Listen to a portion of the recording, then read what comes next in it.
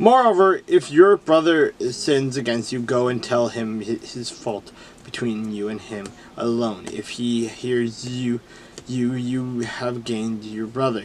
But if he will not hear, that take with you one or two more, and by the mouth of 2 or 3 witnesses every word may be established. And if he refuses to hear them, tell it to the church.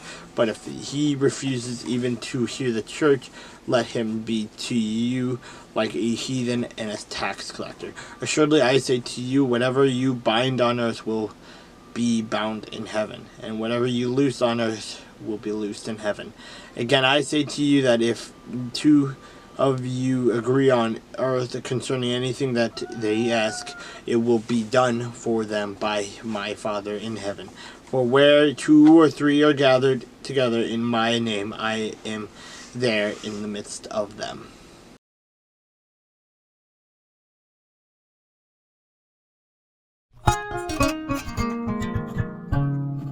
Jehoshaphat had riches and honor in abundance, and by marriage he allied himself with Ahab. After some years he went down to visit Ahab in Samaria, and Ahab killed sheep and oxen in abundance for him and the people who were with him, and persuaded him to go up with him to Ramoth Gilead. So Ahab, king of Israel, said to Jehoshaphat, king of Judah, will you go with me against Ramoth Gilead? And he answered him, I am as you are, and my people as your people. We will be with you in the war.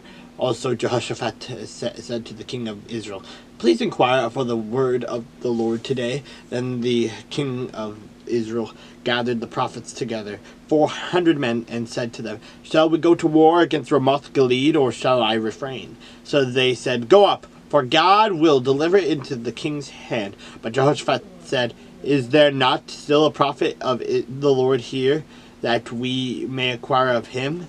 So the king of Israel said to Jehoshaphat, there is still one man by whom we may inquire of the Lord, but I hate him, because he never prophesies good concerning me, but always evil. He is Micaiah, the son of Imlah. And Jehoshaphat said, let not the king say such things.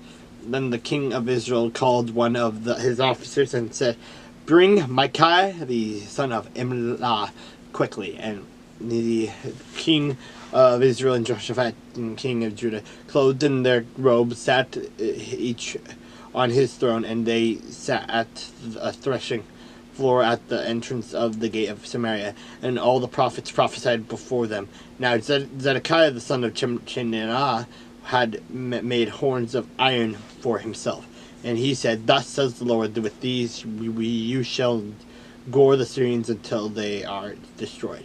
And all the prophets prophesied so, saying, go up to Ramoth Gilead and prosper, for the Lord will deliver it into the king's hand. Then the messenger who had gone to call Micah spoke to him, saying, now listen, the words of the prophets with one accord encourage the king. Therefore please let your word be like the word of one of them, and speak encouragement. And Micaiah said, as the Lord lives, whatever my God says, that I will speak. Then he came to the king, and the king said to him, Micaiah, shall we go to war against Ramoth Gilead, or shall I refrain? And he said, go and prosper, and they shall be delivered into your hand. So the king said to him, how many times shall I make you swear that you tell me nothing but the truth in the name of the Lord? Then he said, I saw all Israel scattered on the mountains as sheep that have no shepherd. And the Lord said, these have no master. Let each return to his house in peace. And the king of Israel said to Jehoshaphat, did I not tell you he would not prophesy good concerning me, but evil? Then Micaiah said, therefore hear the word of the Lord. I saw the Lord sitting on his throne, and all the hosts of heaven standing in his right hand and his left. And the Lord said, who will persuade Ahab, king of Israel, to go up, that he may fall at Ramoth Gilead? So one spoke in this manner, and another spoke in that manner. Then a spear came forward and stood before the Lord, and said, I will persuade him. The Lord said to him, in what way?